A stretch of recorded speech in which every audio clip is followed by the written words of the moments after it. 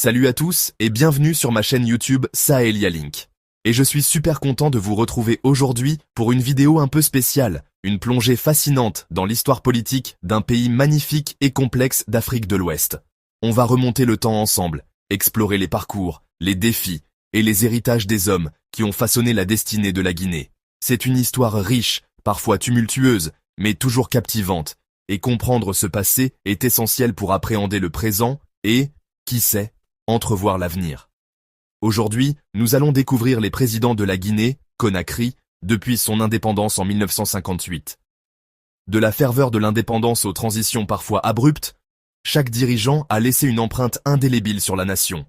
On va décortiquer leur mandat, leur politique, les moments clés qui ont marqué leur passage au pouvoir, et essayer de comprendre l'impact qu'ils ont eu sur le peuple guinéen et sur la trajectoire du pays.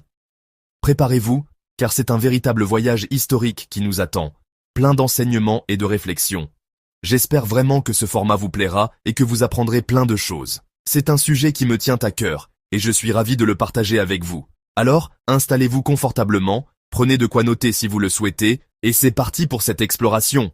Et bien sûr, si ce n'est pas déjà fait, n'oubliez pas de vous abonner et de liker la vidéo pour soutenir la chaîne et ne rien manquer de nos prochaines aventures. Votre soutien est super important.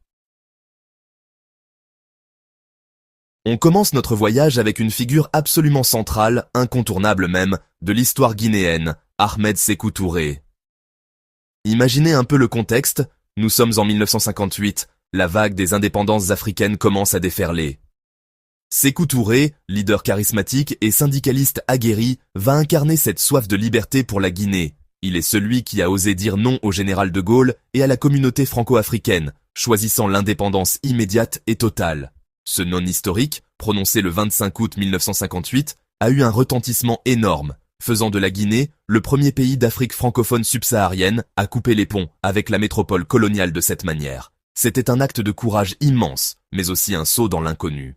Dès l'indépendance proclamée, le 2 octobre 1958, Ahmed Sékou Touré devient logiquement le premier président de la République de Guinée. Son parti, le Parti démocratique de Guinée, PDG, section du Rassemblement démocratique africain, RDA, devient le parti unique.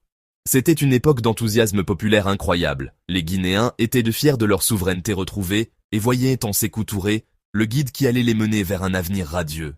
Il a mis en place une politique d'authenticité africaine, cherchant à décoloniser les esprits et à valoriser les cultures locales. Il a aussi nationalisé de nombreux secteurs de l'économie, dans une orientation clairement socialiste, voire marxisante. Le début de son mandat